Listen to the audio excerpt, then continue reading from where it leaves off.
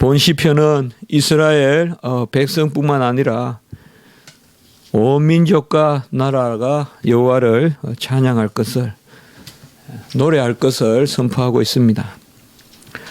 계속되는 말씀의 어떤 억양이랄까요, 톤이랄까요, 상당히 고조되어 있는 그러한 찬미의 그런 송영의 노래라고 볼 수 있겠습니다. 특별히 우리가 11절, 12절, 13절에 가보면 하늘은 기뻐하고 땅은 즐거워하며 바다와 거기에 충만한 것이 애치고 밭과 그 가운데 있는 모든 것은 즐거워하고 그때 숲의 모든 나무들이 여호와 앞에서 즐거이 노래하리니.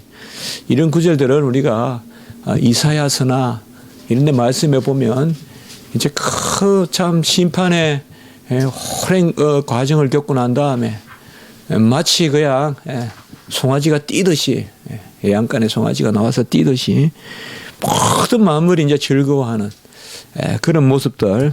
그래서 기뻐하고 즐거워하는, 이것은 뭐 그야말로 만물이 즐거워하는 것도 될 수 있지만 어떤 시인의, 또 우리 구원받은 백성의 어떤 감정의 이입, 우리가 저는 참 밭과 같이 산과 같이 들과 같이 뛴다. 그래서 특별히 이제 이사야서나 또 이런 말씀에 이런 그 표현법이 많이 나오지 않습니까? 특별히 13절에 보면 땅을 심판하러 임하실 것임이라. 심판이라는 것이 상당히 부정적 뉘앙스가 많은 것이 사실이죠. 좋은 일을 했으면 누가 알아주면 좋겠다, 부모님이 봐줬으면 좋겠다 하지만은 그렇지 못한 경우에는 뭔가 헤아린다는 것은 항상 두려운 일이죠. 그래서 아이들은 칭찬받으려고 더 많이 또 공부도 하고 또 선행도 하고 그런 경향이 있지만은 어느 순간 이제 살다 보면 그럴 때가 지나죠. 아주 어릴 때는 칭찬만 받고만 클 수 있지만 이제 나이가 들고 좀 더 경쟁이 심해지면 어릴 땐 다 칭찬받던 아이들도 크면 칭찬을 못 받게 되고, 이제 그러면 이 판단이라는 것이 얼마나 두렵다. 그래서 우리가 세상을 살 때 이 심판 내지 판단, 이렇게 참 무서운 거거든요. 그래서 이것을 잘 견뎌야 또 자기의 소신대로 살 수도 있고 하는 부분이 있는데, 오늘 여기 보면 13절에는 보면 심판하러 오시는, 의로 세계를 심판하시는데 그 가운데서 이제 11절과 12절에 이런 말씀들은 상당히 이 선지서에 나오는 그런 우리의 어떤 주제 내지 어조라고 볼 수 있어요. 어떤 심판과 더불어서 온 땅이 여호와를 찬양하고 기뻐하는, 정말 그가 죄악과 세상의 건세와 정사를 다 물리치고 어둠을 몰아내시고 빛으로 오셔서 바로 메시아 예수 그리스도의 어떤 강림의 노래라고도 볼 수 있고, 더 우리가 폭을 넓혀보면 특별히 이 시대에 우리가 이런 말씀을 읽을 때는 이미 오신 예수님에 대한 그런 약속의 말씀으로도 읽을 수 있지만 또 종말론적인 그런 말씀으로, 항상 시편의 어떤 선지적인 의미나 또 구약의 선지서들은 대체로 이 두 가지로 기본적으로, 우리가 다니엘서도 그렇고요, 오실 예수님을 말씀으로 읽어도 되고 또 더 나아가서는 이 땅의 이 세상의 종말의 말씀으로, 어느 한편에 너무 치우치면 안 돼요. 그러나 다니엘서 같은 경우는 기본적으로 예수님이 오시는 것으로 해야지 너무 또 종말 이야기로만 그렇게 풀어서도 안 되는, 전에도 우리가 한번 그런 말씀을 봤거든요. 그래서 오늘은 이 1절에 보면 이 새 노래, 새로운 노래, 이 새 노래가 바로 상당히 그 선지자적 그러한 메시지를 담고 있다. 우리가 옛 노래가 뭐겠고 새 노래가 뭐겠어요. 새 노래는 먼저 로마서 10장 14절에 보면 바로 구원은 말씀을 듣고 또 들어서 믿는 것, 믿음은 바로 말씀을 듣는 것. 그래서 새 노래는 복음을 듣고 믿어서 구원에 이르는, 그 로마서 10장 14절에 믿음은 들음으로, 또 들음은 바로 말씀으로, 말씀을 듣고 믿는 그것이 바로 새 노래다. 또 로마서 15장의 9절에 보시면 이방인들도 그 긍휼하심으로 말미암아 하나님께 영광을 돌리게 하려 함이라. 특별히 새 노래는 이제 민족의 어떤 지경을 넘어서는 온 세상에 선포되는 그러한 말씀. 오늘 보면 만국의 족속들아, 특별히 7절에 보면 영광과 권능을 여호와께 돌릴지어라. 오늘 이 말씀은 어떤 이스라엘 안에만 그러한 국한되는 것이 아니라 전체 백성들, 만민을 향한 이방인들에게도 돌려지는 바로 새 노래는 이스라엘 백성들만이 부르는 노래가 아니라 만민이 부르는 노래, 이방인이 그 구원에 동참하는 그 노래라고 할 것입니다. 우리가 모세의 노래가 있죠. 바로 모세가 죽기 전에 유언으로 남긴 노래라고도 볼 수 있는데요. 이 노래를 남기고 또 축복하게 되는데 그 신명기 32장 43절에 보면 너희 민족들아 주의 백성과 즐거워하라. 그러니까 이런 것을 보면 모세가 어떤 가나안 땅을 앞에 두고 하나님 앞에 찬미의 노래를 드릴 때 사실 가나안 땅은 이스라엘 백성들에게 국한되는 땅이라기보다는 그 땅으로부터 세계 만방으로 뻗어나가는 그게 바로 가나안 땅이다. 그러니까 젖과 꿀이 이스라엘 백성에게 국한되는 것이 아니라 어떻게 보면 이스라엘 백성들을 그냥 어느 지역에 살게 하시려면 애굽이 좋을 수도 있어요. 고센 땅이 좋을 수도 있고. 그럼 왜 가나안 땅으로 그렇게 옮기셨겠는가? 물론 열조에게 약속한 땅이다. 뭐 그런 아브라함에게 약속한 땅이다. 또 이삭과 야곱의 땅이다라고 우리가 볼 수도 있지만은 바로 그 가나안 땅으로 다시금 들이시는 것은 다른 것이 아니라 그 땅을 터전 삼아서 세계로 뻗어나가는 그야말로 젖과 꿀이 여호와의 신령한 것이 바로 세계로 나가는. 그래서 신명기 32장에 우리 모세 노래나 이런 거 보면 전혀 폐쇄적이지 않고 국수적이지 않습니다. 항상 우리가 말씀을 보면 중요할 때 이 찬송이 나오는데 말이죠. 모세의 노래도 있고 또 역대상에 보면 16장에 다윗이 법궤를 메며 올라오고 이제 오벳 에돔의 집에서 법궤를 이제 메고 정말 고위춤이 다 보이도록 그렇게 춤을 추면서 아내로부터 좀 업신여김을 당하면서도 이렇게 올라오잖아요. 법궤를 메고 미갈이 그렇게 했잖아요. 그때 아삭과 형제들에게 노래를 부르게 했는데 여기도 보면 오늘 시편과 상당히 유사하거든요. 역대상 16편에 8절로부터 36절까지 길게 나와 있는데요. 오늘 여기 96편과 내용이 아주 유사해요. 보면 특별히 16장 역대상 16장 23절에 보면 온 땅이여 여호와께 노래하며 그의 구원을 날마다 선포할지어다. 오늘 96편 1절에도 보면 여호와께 노래하라. 온 땅이여 여호와께 노래하라. 상당히 유사하거든요. 새 노래라는 말은 없지만 이 법궤도 마찬가지예요. 법궤를 이제 예루살렘으로 또 시온으로 이 다윗의 성으로 법궤를 드리는 의미가 뭐냐? 어떤 국한시키는 의미가 아니라는 거예요.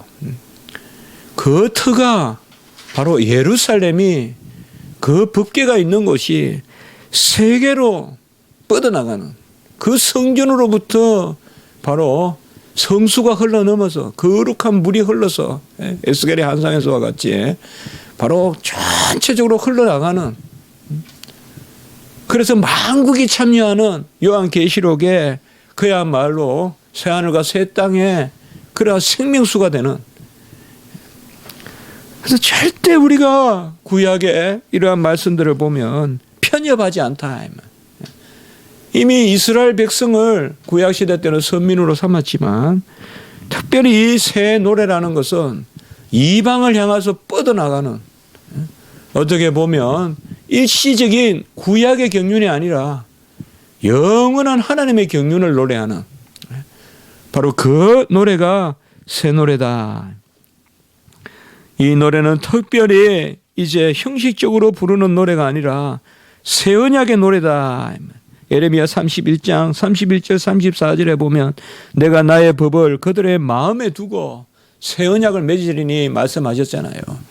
그래서 새 노래는 우리가 어떤 뭐 노래 곡조가 다르고 어떤 가사가 다르다 그런 의미라기보다 새 노래는 심령으로 부르는 노래, 그야말로 성령이 우리 안에 내주하셔서 온전히 우리의 심령을 움직여 하나님께 올려드리는 찬미, 바로 그 새 노래로 여호와를 노래하라.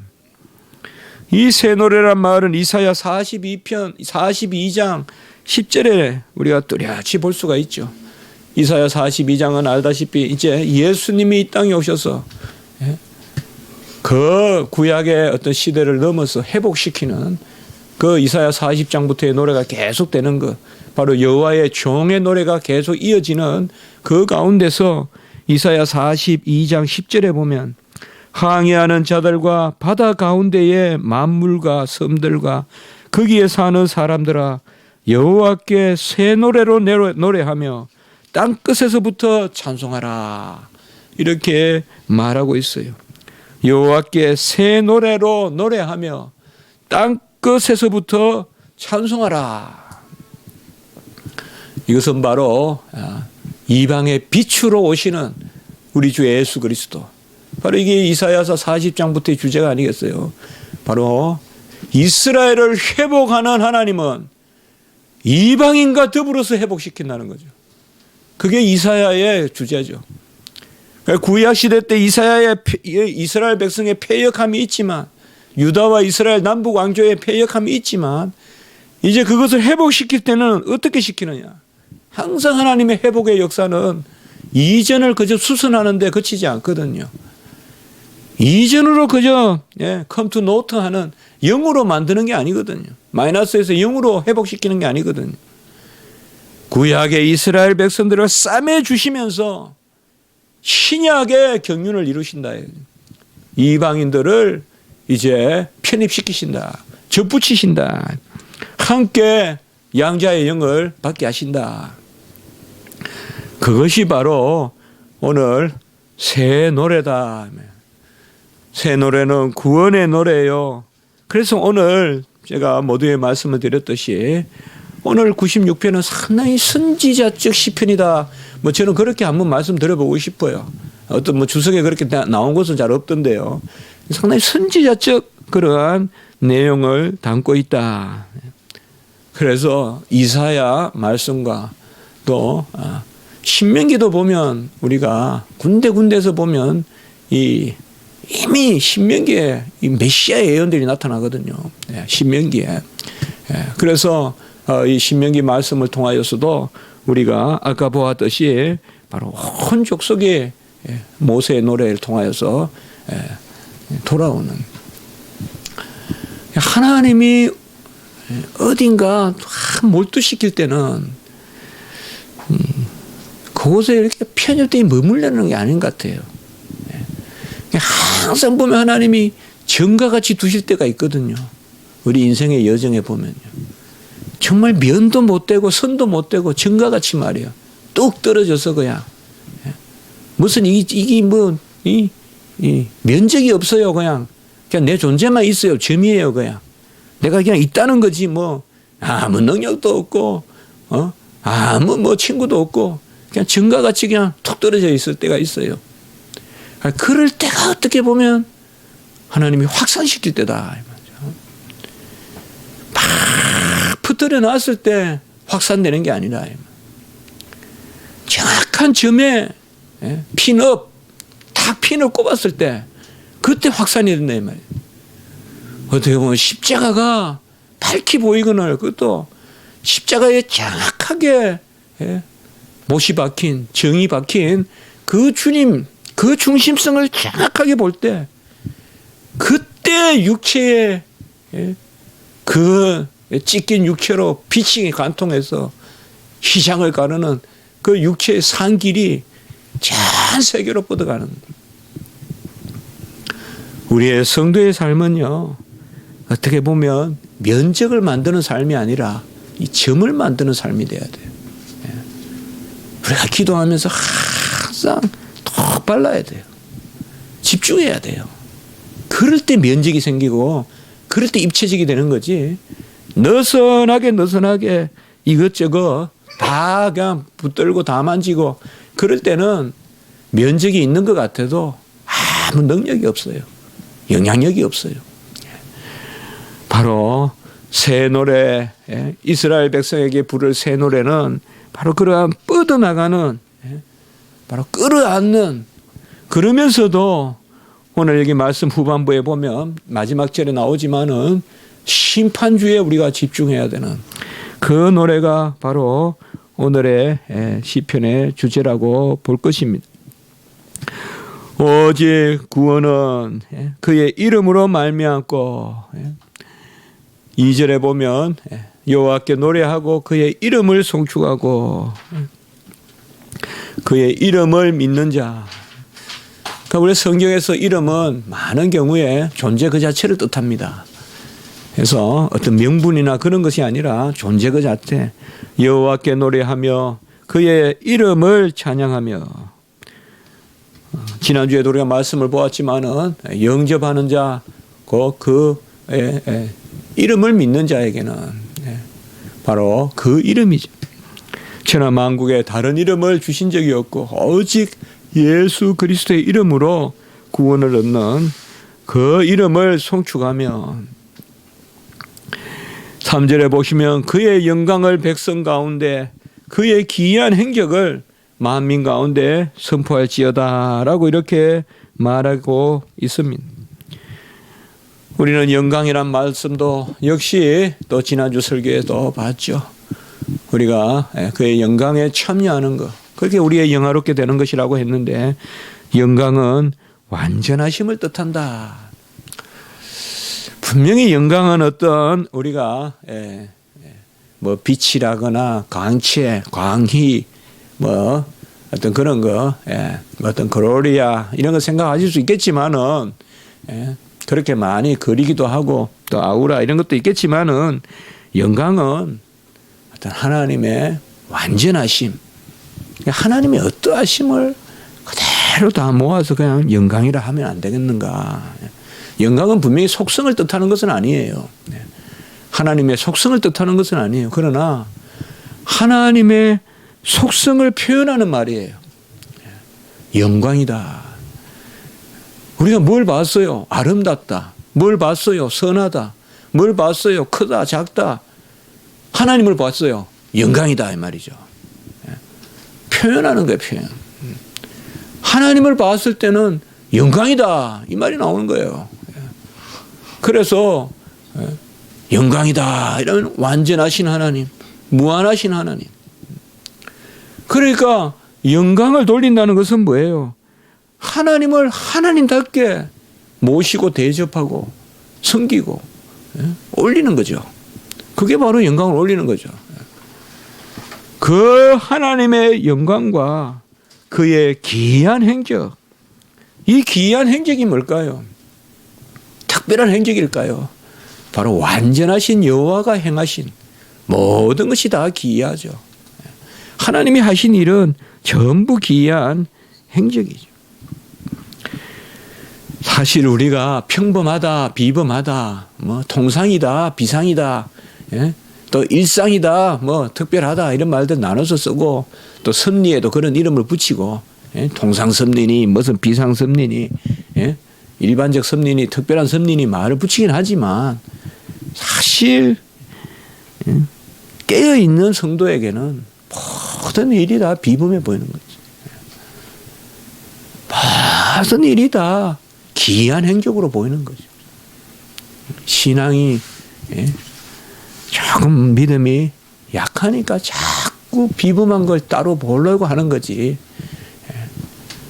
믿음이 우리가 장성한 분량이라면 또 그렇게 나아가고 있다면 모든 일상에서 바람이 불어도 그게 비범함이 보이는 거고, 예?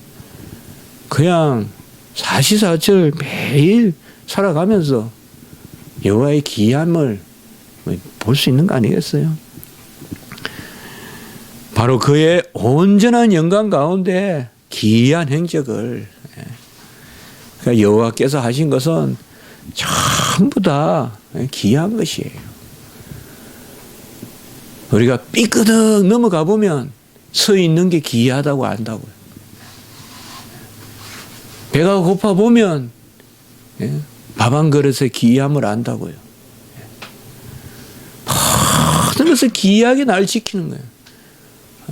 호흡이 답답하고 스톱업 막 숨이 막히면 얼마나 이 호흡이, 이 브리딩이 얼마나 호흡한다는 것이 기이한 것인지 안다고요. 다 기이한 거예요. 여호와 하나님이 하신 것은. 우리가 호흡하는 게 기이한 것이겠어요? 무슨 날아다니는 게 기이한 거겠어요? 호흡하는 게 훨씬 기이한 거죠. 호흡하는 게 훨씬 기이한 것이에요.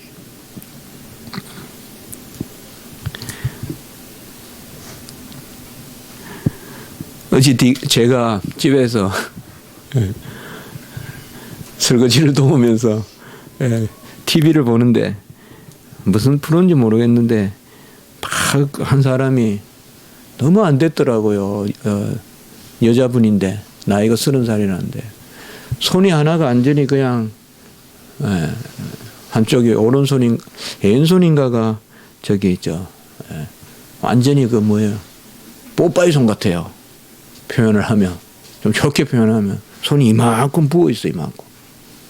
이만큼 부어 있고 이 손은 이제 성한데, 그게 이런 병이 무슨 병이냐, 희귀병이래요. 손이 부었는데 손이 무게만 평소 다른 사람보다 이것만 3kg가 더 많이 나간대요. 이게 무겁대요. 이렇게 무겁고 또 스치기만 해도 그렇게 아프대요. 이 손이 스치기만 해도. 스치기만 해도 그렇게 아파서 옷도 잘 못 입고. 근데 이분이 제일 처음에 나온 모습이 교회에서 피아노 치는 모습으로 나온. 이 손으로는 하나밖에 음을 못, 본래 이제 두 손가락이 최근까지 성했는데 이제는 한 손밖에 못 한대요. 이분은 음을 누릴 때마다 고통스러운 거예요. 뭐든지 옷만 다 스쳐도 고통스러워. 옷을 못 입을 정도인데 그래도 그 고통을 무릅쓰고 피아노를 친다는 거예요. 교회에 와서. 이거 가지고는 음을 누르고 이것으로 이제 이렇게 해서 이제 피아노 치더라고요. 그러면서 뭐 진통제를 보여주는데 보니까 다 마약 종류예요. 하도 아프니까. 이제 그러면서 마지막 이제 부분에 잠깐 한 20분 받는가 그런데 무슨 푸는지는 모르겠어요. 근데 마지막에 이렇게 보니까 이제 병원에 가니까 잘못하면 이게 심장 무슨 질환인가 뭐 피가, 이게 병명이 뭔가 하면 혈관이 꼬이는 병이래요. 이게 혈관이 꼬여서 다른 사람의 혈관이 이렇게 일자로 돼 있잖아요. 이분은 사진을 찍으면 혈관이 완전히 뒤엉켜 있는 거예요. 이게 정맥, 동맥이 다 뒤엉켜 있어가지고 혈관이 완전히 불규칙적으로 꼬여 있어가지고 이게 이제 나중에는 이 혈관까지 해서 결국은 죽게 된다고, 이제 그래서 잘라야 된다고 이제 선고가 나오는 거, 이제 그거 보고 나오는 게 이제 끝이에요. 그래서 진작 자르고 싶어도 이분 이야기가 나는 이 손가락 없으면 아무것도 못한다. 그래서 이분이 이 손가락을 어쨌든 살려보려고 집에서 이제 혼자 목걸이를 만들어요. 이 손 가지고 이렇게 의지해서 이거 가지고 이렇게 목걸이를 만들더라고요. 목걸이. 근데 뭐 목걸이를 팔고 이런 게 아니라 예쁘게 이제 목걸이를 쭉 자기 방에 만들어 놨는데 요 손이 없으면 못한다 이게. 그리고 이 손이 없으면 이제 어떻게 피아노를 치냐. 근데 이제 그 어머니는 빨리 잘라버려라 이거 손 이거. 이 손이 있어가 얼마나 고통을 막 끙끙 앓는 거예요. 막 마약을 먹고 막 그렇게 마약 정도로 해야 이게 막 견디는 이제 그런 것이 나왔어요. 이제 그래서 제가 저도 이번 주에 조금 학생들 야구한다고 공 던지고 해 팔이 좀 아팠는데 아이고 감사해야 되겠다. 이제 그 생각이 좀 들었거든요. 제 손도 보면 오른손이 보면 온갖 인생의 풍파가 다 오른손에 다 있는데 아유 감사해야 되겠다. 이제 그 생각을 했습니다. 사실상 여호와 하나님이 우리에게 무슨 기이한 행적이 있어요. 오늘 팔 들고 두 팔 흔들고 다니는 거 이 기이한 행적이. 우리 두 팔 흔들고 다니는 거 이거 즐거워하셔야 돼요. 다 즐거워해야 돼. 다 즐거워해야 돼. 정말 저보다 더 즐거워해야 될 사람이 없고 또 여러분들 다 즐거워하셔야 돼요. 그의 영광을 백성 가운데 그의 기이한 행적을 바로 영광은 완전한 품성이요. 기이한 행적은 그 일을 이루시는 하나님. 여호와는 위대하시니 지극히 찬양할 것이요. 바로 그의 위대하심은 절대적 위대하심이요. 모든 신들보다 경외할 것이요. 만국의 신들은 다 우상이다. 우리가 지난주에도 이 말씀이 나왔죠. 93편 3절에 보면 여호와는 크신 하나님이시여 모든 신들보다 크신 왕이다. 여호와는 크신 분이다. 우리는 여호와께 형용사를 쓸 때는 절대적인 형용사로 쓰자 그랬죠. 여호와는 우리보다 위대하신 분이 아니라 절대 위대하신 분이다. 어떤 우상들, 어떤 신들보다 만국의 신들은 다 우상이고 5절에 보면 우상들은 만들어진 것이죠. 그러나 5절 후반부에 보면 우리 여호와는 만들어지신 분이 아니라 하늘을 지으셨습니다라고 이렇게 말하고 있습니다. 우리에게는 좀 낯설지만은 모든 우상들을 섬기는 신들이 곧 우상이라. 다 그것들은 죽은 것이요. 움직이지 못하는 것이요. 말 못하는 벙어리요. 불에 집어넣으면 타버리는 나무요. 또 녹여지는 쇠요. 그런 우상을 섬기지 말고 돈을 섬기지 말고 명예도 섬기지 말고 바로 우리 주님이 위대하시니 지극히 찬미할 것이요. 그는 특별히 어떤 분이냐. 6절 7절에 보면 6가지로 표현하고 있어요. 존귀와 이음이 그의 앞에 있고 능력과 아름다움이 그의 성소에 있고 영광과 권능을 돌리지어라. 존귀는 무엇이겠습니까? 바로 그분이 홀로 높은 하나님이시여 그분이 처음이요 나중이신 분입니다. 존귀하신 것은 알파요 오메가 되시기 때문에 그분이 귀한 것입니다. 위엄은 무엇이겠습니까? 바로 그만이 홀로 뜻을 지니시고 그 뜻을 이루십니다. 위엄이라는 것은 뜻하심과 그 행하시는 능력이 무한함을 뜻합니다. 그리고 바로 이어지는 능력이 있다. 이 말. 능력은 금방 말씀드렸던 것이 하나님의 능력은 우리를 향한 뜻을 이루는 하나님의 권능, 바로 능력. 우리를 향한 뜻을 이루는 것입니다. 그리고 아름다움이 그의 성소에 있다. 이렇게 말하고 있습니다. 아름다움은 바로 하나님이 주시는 완전함입니다. 아까 우리가 영광이라고도 말씀할 수 있겠습니다. 세상은 다 불완전하니까 결코 완벽한 아름다움을 줄 수가 없습니다. 여호와만이 진정한 우리의 신랑이시여 여호와만이 진정한 아름다운 분이십니다. 우리가 참 아름답도다 세상 만물을 노래하지만 그것은 그 안에 여호와를 보기 때문에 아름다운 것이요. 여호와가 보여야 세상이 아름다운 것이에요. 하늘의 별이 어찌 아름답게 보이겠어요. 그 지으신 여호와의 손이 보이니까 아름다운 것이에요. 저는 누구보다도 이걸 만끽하고 살아요. 저는 세상 만물들을 많이 보려고 노력해 봤거든요. 옛날에. 요새는 보면 그렇게 아름답게 보이거든요. 완전히 하나님이 제가 신학교 가고 어려부터 만물이 그냥 아름답게 보이게 만드셨어요. 왜요? 만물을 보면 배후에 하나님이 아니면 그 앞에 하나님이 보이기 때문에 그 만물이 아름다운 거죠. 여호와가 아름다우니 참 아름답도다.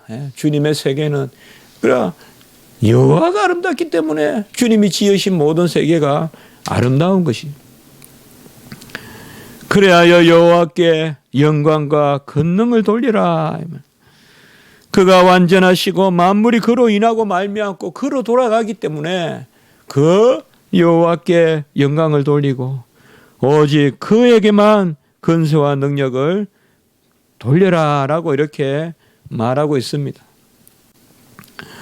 우리는 모든 존귀와 위엄, 능력과 아름다움이 하나님께만 있습니다. 같이 합시다. 존귀와 위엄, 능력과 아름다움이 오직 하나님께만 있다. 아주 귀한 것은 하나님께 있어요. 그러니 사람을 천하게 여기지 말라는 게 아니에요. 그러니 사람을 더불어 사랑해야 돼요. 그러니 판단하면 안 돼요. 존귀하신 분을 하나님이라고 하고 사람을 미워하면 존귀하신 하나님을 모르는 거예요. 사람을 존귀하다 여기니까 사람을 자꾸 미워하는 거예요. 사람을 존귀하다 여기니까 사람을 미워하는 거예요. 사람은 본래 존귀하지 않다고 여기면 사람을 사랑할 수 있어요. 하나님만이 존귀하다고 여기면 사람은 다 흠이 많고 부족함이 많은 것을 알기 때문에 나도 그렇고 너도 그렇다는 걸 알기 때문에 사랑할 수 있어요. 오직 위엄과 존귀와 능력과 아름다움이 하나님께만 있어요. 다른 건 다 그 하나님의 아름다움을 드러내는 한에 있어서 우리가 즐겨야 돼요. 세상 만물도 하나님의 아름다움을 드러내는 한도 내에서 즐겨야지. 하나님의 아름다움을 세상 것이 대체하면 안 돼요. 그것은 우상이 되는 거예요. 만국의 족속들아 여호와께 영광을 돌릴지어다. 7절 후반부에 앞절에 말씀하고 있어요.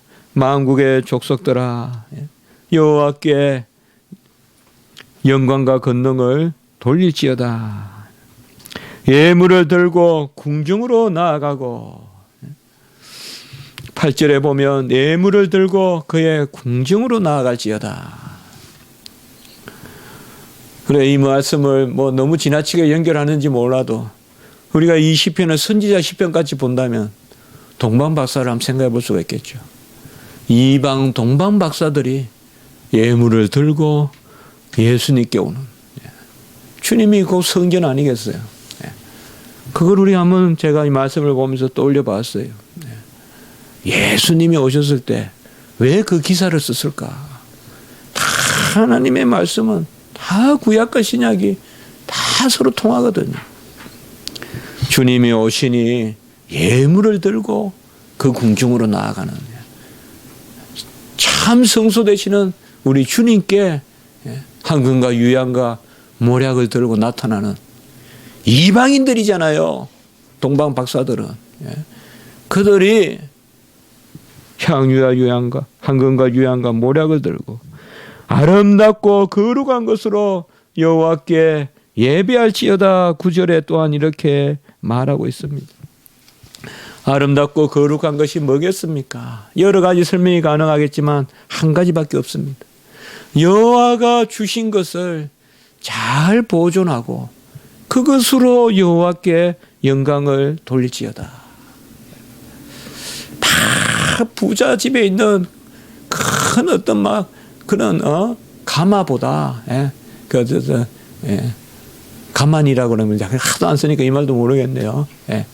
큰 푸대보다 그린의 집에 있는 콩 몇 개를 잘 간수했다가 드리는 마음. 다 집에 막 큰 거 많은 거 그거보다 어떤 빈자의 집에 있는, 가난한 집에 있는, 빈천하고 비난한 집에 있는 그 어떤 콩 몇 개를 다 했던 그게 바로 아름답고 거룩한 것이에요. 하나님이 주신 것, 하나님이 우리에게 주신 것을 잘 보존해야 돼요. 우리의 심성 잘 보존해야 돼요. 우리의 인격 잘 보존해야 돼요. 하나님이 우리에게 주신 말씀 잘 보존해야 돼요. 그게 아름답고 거룩한 것이에요. 그것을 가지고 여호와께 나아가는 것이에요. 뭐 많은 것을 뭐 대동해가지고 뭐 막 이랴 하면서 그냥 황금을 싣고 막 마차로 여호와 궁전에 나간다고 해서 그게 하나님이 사랑하는 것이 아니라 여호와께서 우리에게 베푸신 거 있잖아요. 정말 옛날 어릴 때 보면 가난할 때라도 우리 어머니 주머니에서 보면 한가하게 주시는 게 사탕 하나라도 먹으면 배가 부르건 말이죠. 요새 막 아무리 가게 가가지고 사 먹어도 허기가 안 채워지는데도 옛날 무슨 어머니들이 주는 어떤 빵떡 하나 이런 것도 먹으면 그런 게 여기 나오는 아름답고 거룩한 것이 아닌가. 뭔가 작아 보여요. 제가 인생을 살아보니까 지혜가 그런 데 있어요, 여러분들. 월급 많이 받는 거 그게 중요한 게 아니에요. 잘 귀한 것을 감수하는 게 중요하더라고요. 아름답고 거룩한 것으로 여호와께 예배를 드리고 10절부터는 이제 12절까지 여호와께서 다스리시니 세계가 굳게 서고 흔들리지 아니하시고 만국을 공평으로 같이 합시다. 만민을 공평하게. 이 공평이란 말이 이제 우리가 영어로는 equity라는 단어가 되겠는데요. 제가 신학 공부를 하러 가니까 이 공평이라는 걸 많이 다루더라고요. 우리는 신학에서 이런 걸 잘 안 다루는데요. 그래서 어느 학자도 있고 칼빈의 공평, equity 그렇게 해서 뭐 다루더라고요. 뭐 라틴어로 아이쿠타스를 하는데 그걸 다루던데요. 여호와의 공평이 뭘까요? 이걸 한번 생각해 보세요, 여러분들. 우리가 여기서 오늘 답을 찾지는 말고 시편 45편의 6절에 보면 같이 합시다. 공평의 홀. 여호와께서 왕으로서 들고 계시는 홀은 공평의 홀인데 이 공평이 뭘까요? 우리가 조금 가졌다고 교만하지 말고 또 조금 덜 있다고 너무너무 자탄하지 말고 여호와는 공평하신 분입니다. 그러니 서로 인격적으로 남을 존중하고 내가 뭐 좀 가졌다고 여호와의 공평으로 보면 이 꽃만 아름다운 게 아니에요. 저 들꽃도 아름다운 거예요. 여호와가 지으셨는데 우리가 공평이라는 것을 생각해 보면 다 아름다운 거예요. 어디 뭐 한 인간이 뭐 수천만 명을 대표하는 것 같아도 그 한 인간은 한 인간일 뿐이에요. 대통령도 한 인간일 뿐이고 다 똑같아요. 목사도 한 인간일 뿐이고 여호와가 공평하게 지어졌어요. 다 사람을 공평하게 지었어요. 내가 좀 부족해도 또 어떤 부분에 하나님이 장점을 주신 거예요. 그거 항상 생각하셔야 돼요, 우리가. 내가 좀 모자라도 다 있어요. 어떤 사람은 좀 더 좋은 가문에서 태어날 수도 있고 어떤 사람은 시질이 가난한 집에서 태어날 수도 있어요. 그거는 어릴 때 천지 차이예요. 어릴 때 천지 차이라고요. 누구는 굶고 누구는 배부르고 그래도 그게 불공평해 보여도 나중에 나이가 들어보면 다 공평한 부분이 있어요. 그 어린아이는 어릴 때부터 좀 더 강인한 것을 배우고 인생을 좀 더 강하게 사는 걸 배워서 커서 큰 재산을 부모한테 물려받았다 생각해요. 어려울 때도 견디는. 그렇게 우리가 어떤 일들이 있을 때 너무 불공평하게 보지 마시고 또 혹은 내가 뭐 좀 잘한다고 해서 막 그렇게 하지 마. 11절, 12절은 아까 말씀을 봤습니다. 저는 이것을 어떤 일반적인 어떤 피조물이 노래하라 그것보다는 오늘은 그렇게 보지 말고 전체적으로 이 시편 기자가 감정을 이입해서 하늘은 기뻐하고 내 마음을 노래한 것이라고 생각. 땅은 즐거워하고 일종의 감정 이입 같이 보는 것이로 볼 수도 있다 이 말이죠. 내 마음의 이 고향된 마음을 땅에다가 하늘에다가 밭에다가 숲에 모든 나무에다가 감정이입해서 노래하자. 물론 일반 자연도 노래하지만은 내 마음을 노래한 것이요. 여호와가 공평하게 다스리시라. 우리 전에 말씀을 나누었죠. 우리가 심판을 두려워하지 않는 것은 심판 자체가 두려워하지 않는 것이 두렵지 않아서가 아니라 바로 우리에게는 은혜가 예비되어 있기 때문에 우리가 판단받는 거로 말하면 우리가 나아서 심판을 두려워하지 않는 것이 아니라 우리도 부족하지만 우리는 은혜가 그 심판의 죄를 도말하기 때문에 우리는 심판을 즐거워한다. 이제 오늘 말씀을 이렇게 우리가 생각하면서 여호와께 찬미하고 새 노래로 여호와께 노래하고 오늘 후반부의 말씀과 같이 특별히 오늘은 우리를 공평하게 지으신 하나님 이런 것을 노래하는 그런 은혜가 있길 바랍니다. 한번 기도드리겠습니다. 거룩하고 자비로우신 하나님 아버지 귀한 말씀으로 저희들 영혼을 채우시니 감사합니다. 새 노래로 여호와를 송축하고 감사하고 찬미하며 정말 우리 중심이 온전히 시온의 성소 법궤와 같이 아버지여 완전히 우리의 중심이 한 곳에 머물어 우리가 뻗어나가고 확산되고 지경을 넓혀가는 그러한 삶이 되게 하시고 그러한 새 노래가 우리 가운데 울려 퍼지도록 주여 도와 주시옵소서. 오늘 말씀과 같이 무엇보다 공평하신 하나님이 모든 것을 지으시고 운행하시는 하나님이 우리의 삶을 주장함을 기억하게 하시고 감사하게 하시고 온전하신 영광 가운데 계신 주님께서 기이한 행적을 날마다 우리에게 베푸심을 기억하면서 지금 오늘 이 시간 우리가 있는 것이 여호와의 기이한 행적임을 알게 하시고 감사하는 저희들 되게 하시옵소서.